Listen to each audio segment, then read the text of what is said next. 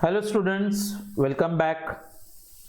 In the last introduction lecture that we spoke about economics, I introduced you to almost all the topics that we are going to study for a first semester economics. The entire economics that we'll be studying is related to microeconomic theory. अच्छा, तो starting के कुछ 10-11 chapter जो हम लोग पढ़ेंगे, उसके बाद में फिर सेकेंड सेमेस्टर आता है, उसमें कुछ और we have got 9 chapters to be studied. Now what we are going to do is this children, हम लोग का जो स्टार्टिंग का 2 मॉड्यूल्स है वो थोड़ा सा टेक्निकल कॉन्सेप्ट्स वाला आएगा. तो आई फील कि like we can study them when we meet face to face for a classroom lectures. But presently since we are meeting for online lectures, तो हम लोग जो अपने सिंपल टॉपिक्स है, एक मॉड्यूल है बच्चों, सेकेंड वाला मॉड्यूल जिसमें हम लोग बात करने वाले हैं about theory of demand, then will be talking about elasticity of demand and then I will also teach you about demand forecasting. So ये 3 टॉपिक्स मैं आपको पहले सिखाऊंगा ऑनलाइन लेक्चर्स के जरिए. And if the things are fine, तो जब हम लोग फेस टू फेस मिलेंगे तो फिर ये स्टार्टिंग के 2 चैप्टर्स भी हम लोग ऐसे ही पढ़ लेंगे फिर. Okay, now the topic that we have in front of you, इसको हम लोग इकोनॉमिक्स आपके पोर्शन के हिसाब से अगर मानेंगे तो मॉड्यूल 2 है. इसमें चैप्टर नंबर 3, 4 और 5 आता है. Chapter number 3 is titled as determinants of demand and the demand function. What is it? Determinants of demand and the demand function. So here children will be analyzing demand. I'll tell you what is the meaning of demand. आज मैं आपको उसका सब determinants पढ़ाऊंगा जो हमने already 12th standard में पढ़ा हुआ है. So it's like a small revision for every one of you. ठीक है, लेकिन इसके बेस पे आगे के टॉपिक्स हम लोग अच्छे से समझ सकते फिर. Okay, so we start by understanding what exactly is the meaning of demand. हमने बच्चों लोग जब 12th स्टैंडर्ड में फीचर्स ऑफ यूटिलिटी पढ़ा था, तो उसमें एक पॉइंट था that utility is the basis for demand. Why do people demand goods and services? Because those goods and services have got utility in them. Just because things are useful, people demand those things. अच्छा, अभी why do we demand and where does the demand exactly originate? So it all starts with desire. अभी आपको लगेगा कि sir what do you mean by desire? Desire का मतलब होता है बच्चों लोग lack of satisfaction. जब भी आपको लगता है कि हाँ, जैसे आपको प्यास लगे, मतलब आपकी प्यास बुझी हुई नहीं, you are not satisfied with that thirst, right, तो उसको हम लोग डिजायर बोलते हैं. जब आपको कहीं पे जाना है और आपको गाड़ी नहीं मिले, तो उसको हम लोग डिजायर बोलते हैं ना, because you are not satisfying your want. So every demand children, it basically originates from what is known as a desire. Desire का मीनिंग मैंने आपको बोला, it's a lack of satisfaction. लेकिन द क्वेश्चन अराइजेस चिल्ड्रन कि क्या हर एक Dzire को हम लोग डिमांड बोल सकते हैं? क्या आप मतलब शोरूम, एक गाड़ी के शोरूम के बाहर से जा रहे थे, आपने एक मर्सिडीज देखा, फिर आपको लगा कि अरे मेरे को चाहिए, तो डिजायर तो आ गया, लेकिन क्या आप उसको डिमांड बुला सकते हो? नहीं, क्योंकि आपने जेब में हाथ डाल के देखा तो 10 रुपए छुट्टा था, उससे तो प्लास्टिक वाला भी नहीं आएगा, फोटो भी नहीं देते वो लोग उसका. अच्छा, लेकिन डिजायर है प्लस आपके पास पैसा भी है, तो इसका मतलब you have the ability to pay for it. तो चलो, आप गाड़ी के शोरूम के बाहर से जा रहे थे, आपने गाड़ी देखा, फिर आपको लगा चलो एक 40 लाख रुपए तो है मेरे पास, मैं गाड़ी खरीद सकता हूँ. फिर आप वहां पे गए, फिर उन्होंने आपको गाड़ी दिखाई, फिर बोला ठीक है ये गाड़ी दे देना मेरे को. और जैसे पेमेंट करने की बात है तो उन्होंने बोला कि सर कैसे पे करोगे, कैश है फिर चेक? तो आपने बोला कि कौन सा कैश है, कौन सा चेक, मेरे को सिर्फ गाड़ी चाहिए, पैसा नहीं देने का मेरे को. तो लोग आपको उठा के बाहर भी फेंक सकते हैं. मतलब you have to be willing to pay that amount to those people. So whenever you come across all these 3 concepts together, children, it's like desire plus ability to pay plus willingness to buy, then they constitute what is called as actual demand for a particular product. So here we define demand, children, and the definition goes like this. Demand indicates, what does demand indicate? So various quantities of goods and services which a consumer is willing and able to buy at various prices during a given period of time. तो एक commodity के, फिर एक services के कौन कौन से अलग अलग क्वांटिटीज एक कंज्यूमर खरीदने के लिए तैयार है और खरीदने के काबिल भी है at different prices during a given period of time, that indicates demand. I am repeating it for your children. Various quantities of goods and services which a consumer is willing and able to buy at different prices during a given period of time is known as demand. Now you need to know one thing children, that demand is a relative concept. So that is why जब भी आप demand को express करोगे, it should always be expressed with reference to quantity, price and time. ये तीनों में से किसी को भी मिस नहीं करेंगे बच्चों हम लोग। मतलब तुम बोलोगे सिर्फ कि हाँ मारुति सुजुकी का ऑल्टो 800 के कार का 10,000 कार का डिमांड है, तो children what have I expressed here, the quantity of cars that is demanded, that is 10,000 cars. But I would actually से लाइक दिस कि आपने जो स्टेटमेंट दिया है ये बहुत ही ज्यादा वेग स्टेटमेंट है, it's not a clear statement. Why? क्योंकि बच्चों इसमें हमने सिर्फ क्वांटिटी को कोट किया हुआ है, मैंने प्राइस तो बताया नहीं कार का। अब ठीक है सर वो भी बता देते हैं। तो अगर मैं बोलता हूं कि मारुति 800 का और मारुति सुजुकी का ऑल्टो 800 के कार्स का 10,000 कार्स का डिमांड है एट द रेट ₹3,80,000 पर कार, तो मैं फिर भी बोलता हूं कि ये स्टेटमेंट वेग है, this is not a clear statement, क्योंकि मैंने 3,80,000 यानी कार का प्राइस बताया, 10,000 कार्स यानी क्या क्वांटिटी बता दिया, लेकिन मैंने टाइम कोट नहीं किया है। अभी सुनो, 2 महीने में मारुति सुजुकी के ऑल्टो 800 के 10,000 कार का डिमांड होता है एट द रेट ₹3,80,000 पर car. Now that constitutes what is demand. अभी ये क्लियर स्टेटमेंट हो गया बच्चों लोग। तो इसका मतलब demand should always be expressed with reference to quantity, price and time, और ये तीनों में से कोई भी अगर मिसिंग होगा तो फिर आप बोलोगे कि ये डिमांड का स्टेटमेंट क्लियर नहीं है, वो वेग स्टेटमेंट है, कंफ्यूजिंग स्टेटमेंट है, और it's not a clear statement. Okay, so price, quantity and time together they make demand a clear statement. अच्छा, अभी हमारे टॉपिक को जो टाइटल ही दिया गया बच्चों लोग यहाँ पे, क्योंकि टेक्स्ट बुक में बहुत ज्यादा कंफ्यूजिंग होगा तो मैं आपको टेक्स्ट बुक लेके पीडीएफ के जरिए पढ़ा रहा हूँ, लेकिन मैं आपको गाइड करूंगा कि कैसे पढ़ना है आपको।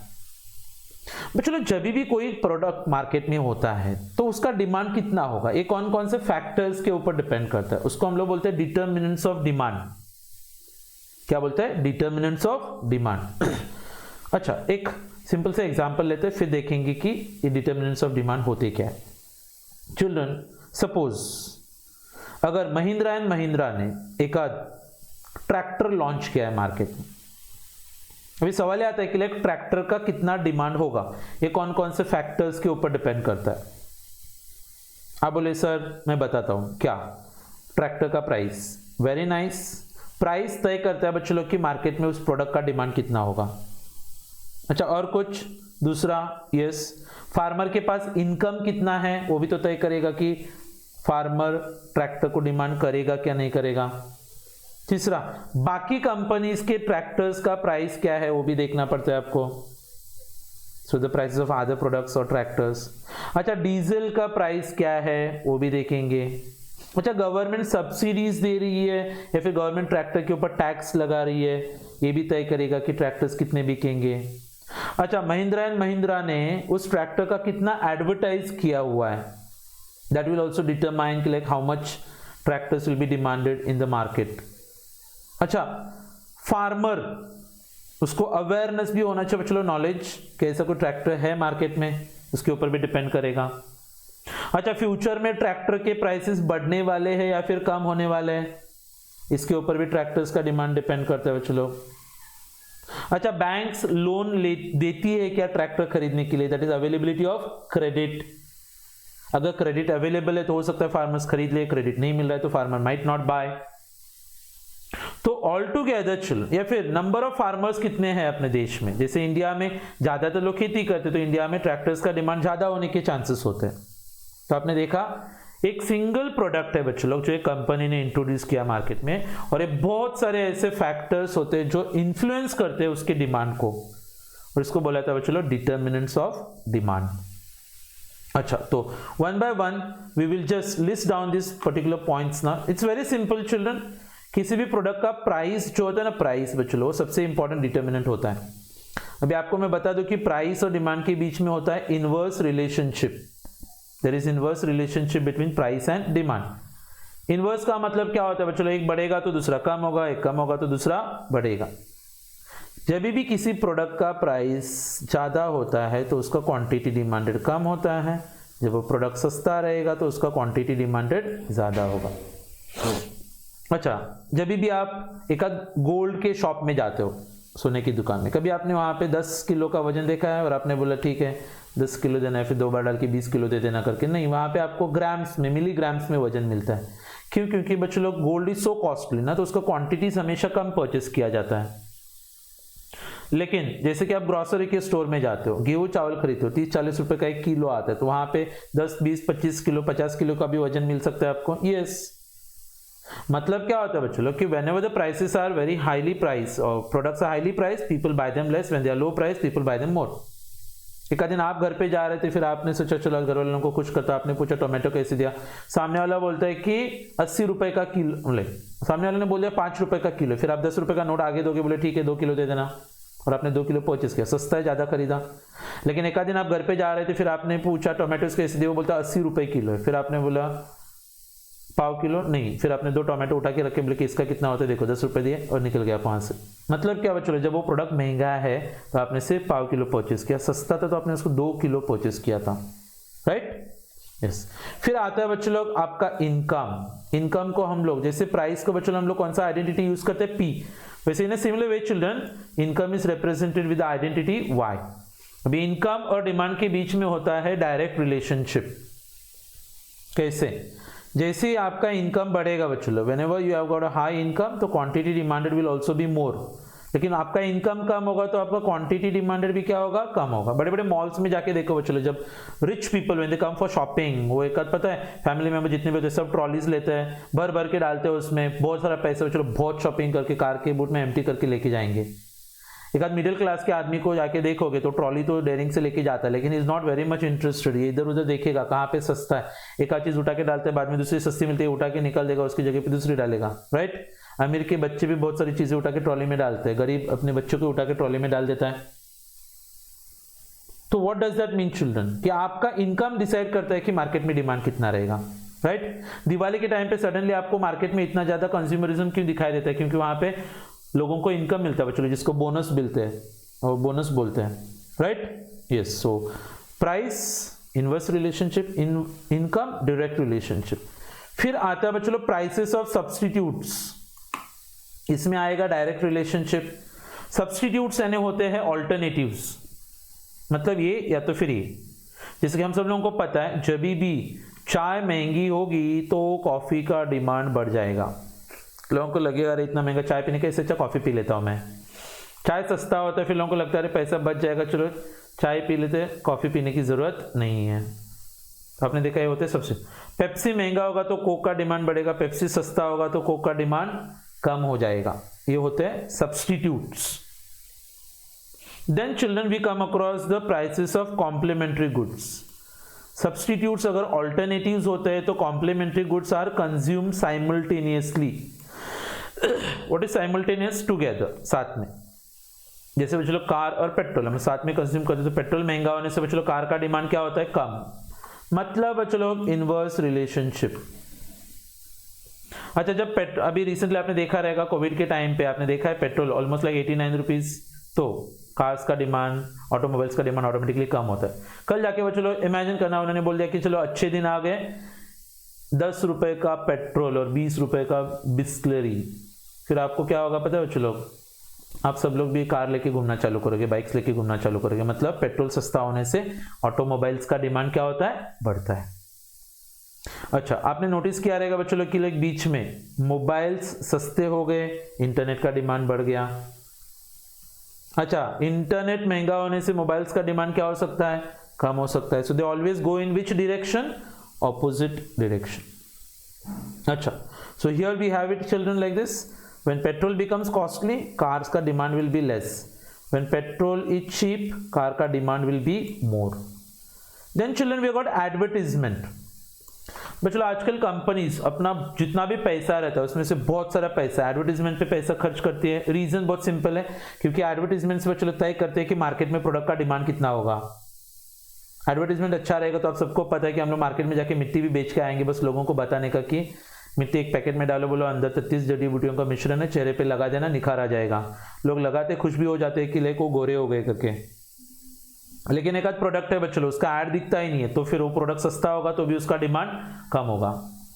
सो जितना ज़्यादा एडवर्टाइज उतना ज़्यादा डिमांड, जितना कम एडवर्टाइज उतना कम डिमांड। सो आप देख सकते हो बच्चों, एक क्रिकेट मैच के टाइम पे 50 ओवर खेलते हैं, दोनों साइड का पकड़ के 100 ओवर होता है, तो पेप्सी का, कोक का ऐड आप 100 बार देखते हो, बीच में विकेट जाता है वहां पे भी ऐड घुसा देते हो लोग। Why? Because they know that they will be able to sell more and more quantity in the market with that extra advertisement. फिर children we have got population. अभी जहां तक population की बात है, now country like India with a population of more than 130 crore people, हर एक दुनिया का बड़े से बड़ा कंपनी अपना प्रोडक्ट इंडिया में लाके लॉन्च करना चाहता है। रीजन क्या है? क्योंकि 130 करोड़ लोग, बच्चों 130 करोड़ लोगों के बीच में से 50% पॉपुलेशन यानी 65 करोड़ लोगों ने भी आपका प्रोडक्ट एक बार भी खरीद के देख लिया ना, तो 65 करोड़ से प्रोडक्ट का प्राइस है 10 रुपए, तो मल्टीप्लाई करोगे तो 650 करोड़ रुपए का सेल होगा कंपनी का।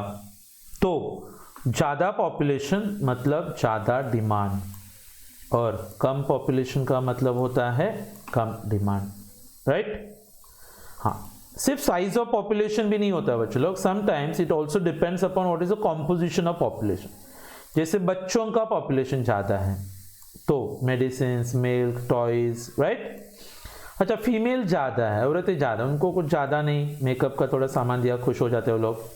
बूढ़े लोग हैं, उनको क्या दवा दुआ और दारू, अच्छा मतलब मेडिसिन, ओल्ड स्टिक, राइट? तो आपने देखा इट ऑल डिपेंड्स ऑन कि लाइक पॉपुलेशन के अंदर कौन से लोग ज्यादा है जिसके चीजों का डिमांड बढ़ता है फिर कम होता है मार्केट में। Then children we have got the distribution of income. क्या आएगा ये? Distribution of income. If income is equally distributed among the poor people, then quantity demanded will be more. But if income is concentrated with few rich people, then quantity demanded will be less. Poor people always have more propensity to consume than the rich people. अमीर लोगों के consumption का तो demand almost like नील रहता है, क्योंकि उन लोगों को सेविंग इन्वेस्टमेंट में ज़्यादा इंटरेस्ट रहता है। गरीब लोगों के कैसे आधे से ज़्यादा ज़रूरतें पूरी नहीं होती है, तो जब भी उनके पास पैसा आता है तो लोग मार्केट पे टूट पड़ते हैं, राइट? अच्छा, then point number 9 children, it talks about government policy. Government policy में 2 पॉइंट्स होते चिल्ड्रन, इधर वी हैव टैक्सेस और we have got subsidies. Taxes, higher taxes means lower demand, lower taxes means higher demand. Actually initially government ने जब GST introduce किया था तो government ने रेस्टोरेंट में खाना खाने के लिए 18% जीएसटी रखा था। 18% का मतलब क्या होगा बच्चों? 1000 रुपये का बिल हो गया तो आपको 180 रुपये का टैक्स पे करना पड़ेगा। फिर लोगों ने कहाँ पे? Ismail Yusuf college gate number 2 पे खाना चालू किया। अच्छा, इससे क्या होता है? रेस्टोरेंट्स का डिमांड कम हो गया तो तुरंत उन लोगों को जीएसटी 18% से घटा के 5% पे लाना पड़ा। तो अभी आप किसी रेस्टोरेंट में जाते तो आपको दिखता है कि लाइक 5% जीएसटी, लाइक 1000 रुपीज़ अगर आप खर्च करते तो 50 रुपये का जीएसटी पे करना है। मतलब टैक्सेस कम होने की वजह से क्वांटिटी डिमांडेड बढ़ जाता है। रिसेंटली उन्होंने मोबाइल फोन्स के ऊपर जीएसटी बढ़ाया तो मोबाइल फोन्स का डिमांड मार्केट में क्या होगा? कम होगा।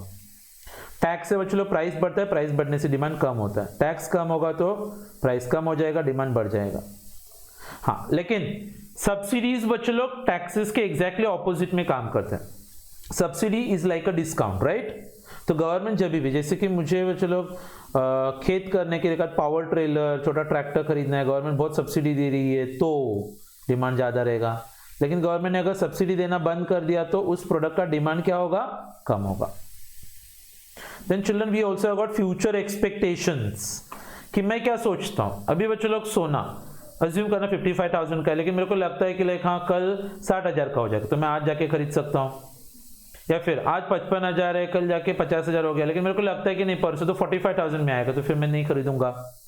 तो what do we expect about the future prices?